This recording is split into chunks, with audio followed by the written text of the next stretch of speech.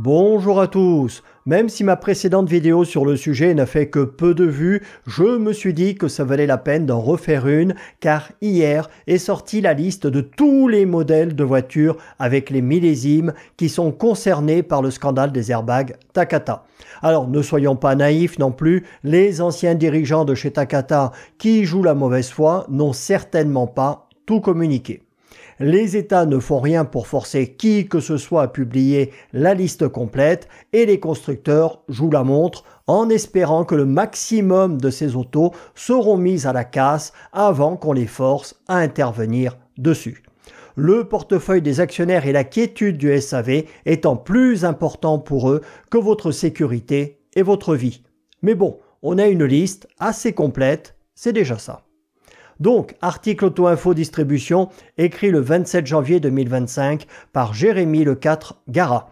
Airbag Takata, Ford, Honda, BMW, Tesla, la liste des véhicules touchés comprend 26 marques. Et en légende de la photo, on peut lire « Tout porte à croire que le scandale des airbags Takata défaillants ait donné lieu à la plus vaste campagne de rappel de l'histoire de l'automobile ». Page 2, alors on ne va pas tout lire puisqu'on va détailler les marques juste après, mais on nous rappelle que de très nombreuses marques avaient été séduites par la taille réduite et le prix contenu de ces fameux airbags Takata qui utilisaient dans la cartouche qui les déploie des cristaux de nitrate d'ammonium qui sont particulièrement instables. Lors du déclenchement des airbags, la capsule peut exploser et projeter des particules métalliques sur les occupants du véhicule. Rien que ça. Rien qu'aux États-Unis, on attribue 28 morts et plus de 400 blessés à ces airbags défectueux. Page 3, on nous dit que l'outre-Atlantique a été le premier territoire touché. Deux raisons à cela, la première étant que le coussin gonflable a été conçu dans le Michigan et la seconde au fait qu'il y a une grande variété de climats dans le pays. La pièce n'étant pas parfaitement étanche, elle est fragilisée par les variations de température et d'humidité. C'est ce qui expliquerait que les 16 morts officiellement recensés en France aient presque tous été tués dans les dom-toms. Automobilistes, avocats et associations de consommateurs critiquent la lenteur des opérations de rappel des constructeurs sur le territoire. Et oui, c'est ce qu'on disait tout à l'heure dans l'introduction, tout le monde fait l'autruche en se fichant bien de votre vie et de votre santé. Plusieurs plaintes ont été déposées, notamment contre Citroën, mais les marques du groupe Stellantis sont loin d'être les seules mises en cause. Page 4, on nous parle essentiellement de l'excellent reportage d'Envoyé spécial qui est passé à la télé la semaine dernière, tout en nous disant que 10% des voitures concernées circuleraient encore en France avec les risques associés et que de manière plus ou moins discrète, certains constructeurs ont procédé au remplacement des airbags concernés avant que le scandale n'éclate en Europe.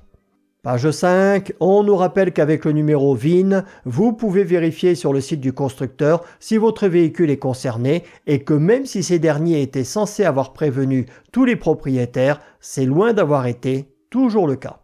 Alors au fur et à mesure que je vais vous égrener les marques, je vous affiche les modèles avec les millésimes qui sont concernés à l'écran. À vous de faire arrêt sur image pour vérifier si le vôtre en fait partie, tout en sachant que la liste n'est certainement pas exhaustive. C'est parti.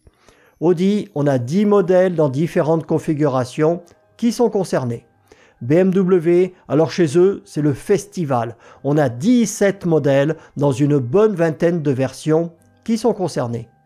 Page suivante, les petits joueurs, Cadillac, Chrysler et Daihatsu. Lorsque je vivais en Floride, où le climat est très humide, j'ai eu un Cadillac Escalade de 2010, donc potentiellement, j'aurais pu mourir.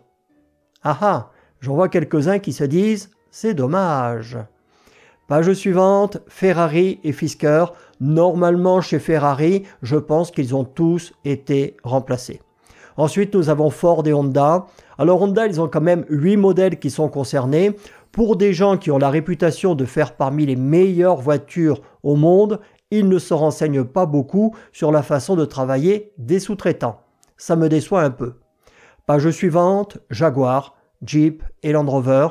Jaguar et Land Rover, de toute façon, il n'y a rien de fiable dans ces voitures, donc on aurait été étonné qu'elles ne soient pas concernées, même si tous leurs modèles ne le sont pas.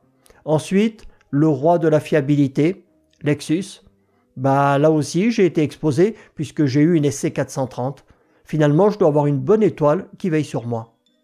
Mazda, alors eux, ils ont 8 modèles qui sont concernés. Page suivante, Mercedes-Benz et Mitsubishi, 8 modèles chez Mercedes aussi et 4 chez Mitsubishi. Ensuite, on a Nissan, chez qui c'est la fête, 9 modèles de concernés.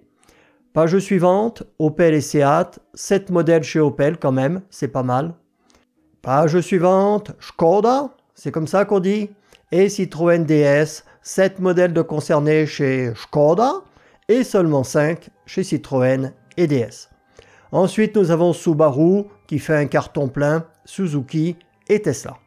Avant-dernière page, on passe à Toyota qui fait un carton plein lui aussi et monte sur le podium, et oui, avec 14 modèles concernés et coup de bol, mon Land Cruiser ne l'est pas. Dernière page, la seconde marche du podium pour Volkswagen avec 15 modèles concernés et si on compte toutes les marques du groupe, ce sont les grands vainqueurs. Mais je ne sais pas si on peut les en féliciter. Voilà, je pensais utile de vous faire ce petit point car on me pose régulièrement la question de savoir si tel ou tel modèle est concerné alors que moi, je suis comme la plupart d'entre vous, je n'en sais rien du tout. Salut à tous!